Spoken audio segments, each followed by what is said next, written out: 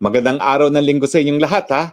At dahil araw ng linggo, sana kayo po ay nakapagpahinga at meron na naman tayong The Spokes Hour na ginagawa ko ng araw-araw kasi wala namang ginagawa ang Spokes Hari habang nag apply ng asylum sa Netherlands. Kaya mag-Spokes Hour na lang na mag-Spokes Hour. Ngayon po, pag-uusapan natin yung 17% taripa ng Estados Unidos. Nais ng Malacanang sabihin na baliwala daw epekto sa atin yan dahil maliit lang naman daw. Hindi po totoo yan. Unang-una, ang pinakamaliit na pinataw na taripa ng Estados Unidos ay 10%. Sa Southeast Asia, ang Singapore ay 10% at lahat ng buong daigdig dinagdagan ng 10%. Pero hindi po totoo na hindi masyado nakakaapekto sa atin yan. Bakit? Well, unang-una, titignan niyo po kung ano ay yung ating mga exports sa Amerika. $14 billion po yan. No? Number one export market pa rin natin ng Amerika at nakaramihan ng export natin ay semiconductors. Pangalawa, computers. Pangatlo, mga garments at mga tela. No? Ano ba itong anyo ng mga ine-export natin sa US? Napaka-price sensitive po niyan.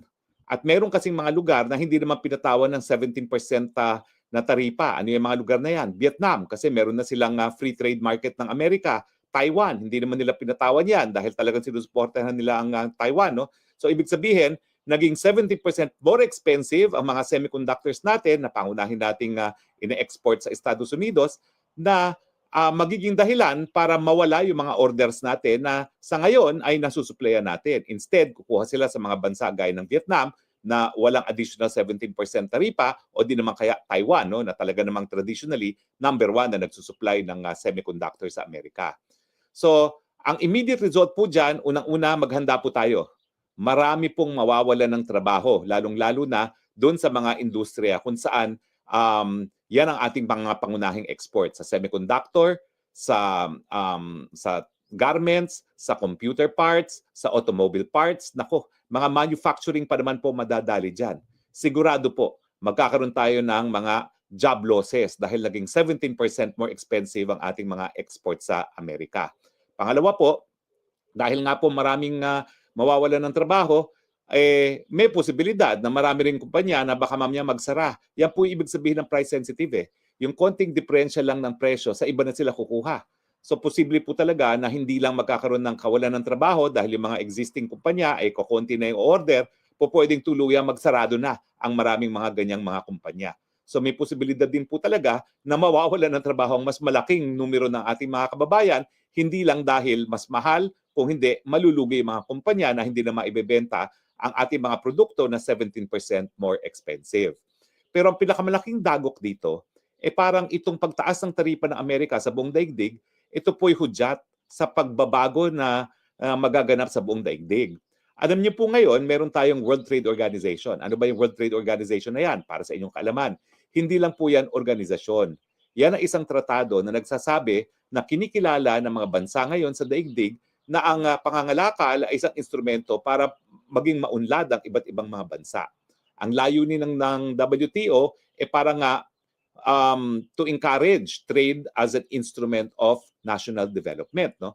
At siyempre, nais niyang magampan yung kanyang layunin na itaguyod ang pangangalakal bilang instrumento ng pag-unlad sa pagbababa ng mga taripa kung hindi tuluyan ng mawala ang mga taripa. Ang objective nga ng WTO, darating ang panahon na talagang wala ng taripa at magkakaroon ng tinatawag nating free trade.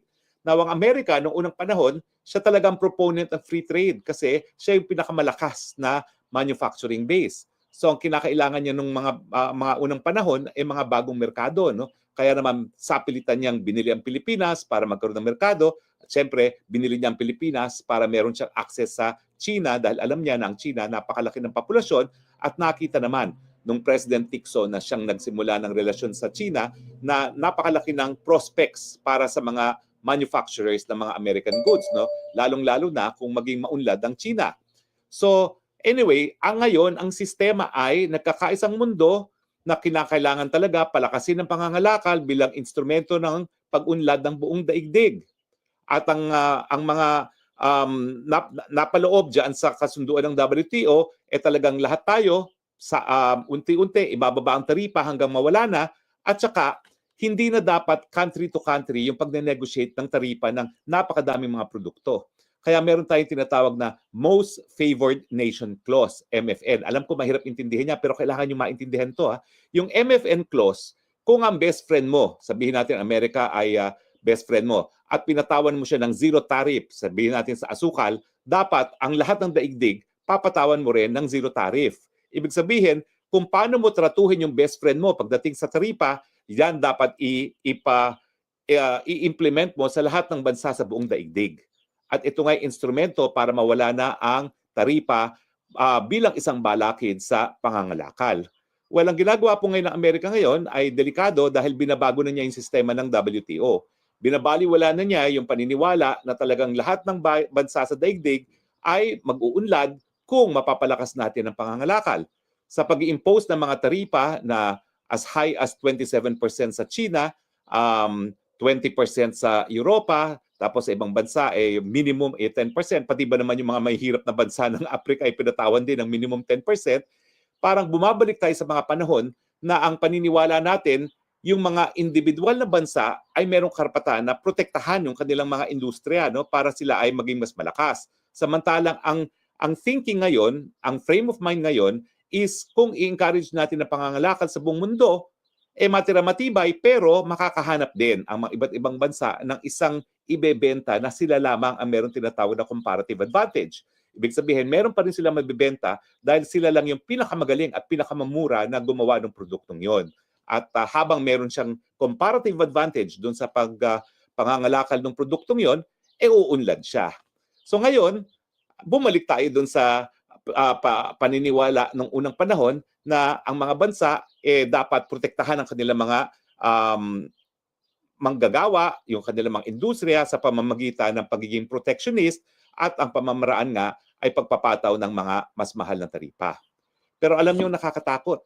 Sa mga nag-aaral ng kasaysayan, hindi po ito bago itong ginagawa ng Amerika.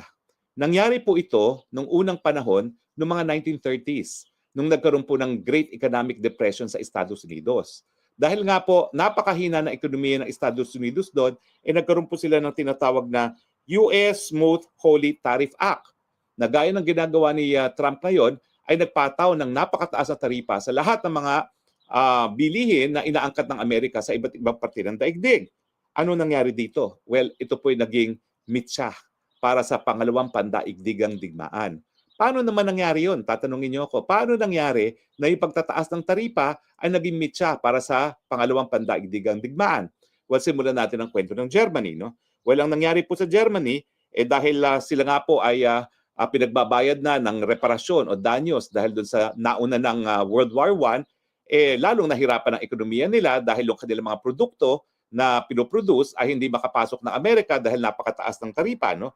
So naging napakasama ng ekonomiya ng Germany at naging dahilan kung bakit nagkaroon sila ng extremist parties at kilala natin kung ano yung extremist parties na yon, yun yung tinatawag nating Nazis. At dahil nga dahil sa kahirapan na bunsod na rin ng mataas na taripa na inimpose ng Amerika noong 1930s, yan po ay isang kadahilanan kung bakit lumakas sa Germany ang tinatawag na mga Nazis. Now, hindi lang naman po sa Germany ang nagkaroon ng ganyang resulta. Nagkaroon din po ng tinatawag natin na autarky or yung lahat ng bansa dahil nga tinaasan ng taripa ng Estados Unidos ay nagsumikap na maging self-sufficient. Sinarado nila ang kanilang bansa at sinabi nila lahat ng pangangailangan namin kami na ang magpo-produce. So anong nangyari dyan?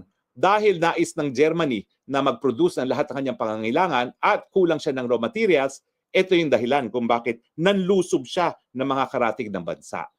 Dito sa Asia, yan din ang dahilan kung bakit yung autarky na yan, yung paniniwala na dahil sa mataas na taripa na inimpose ng US, kinakailangan lahat ng mga pangangailangan ma-produce ng Hapon, naghanap ng natural resources para raw materials ang Japan. Anong ginawa ng Japan? Linusob ang China. At ito rin ang dahilan kung bakit ang Italy linusob ang Ethiopia.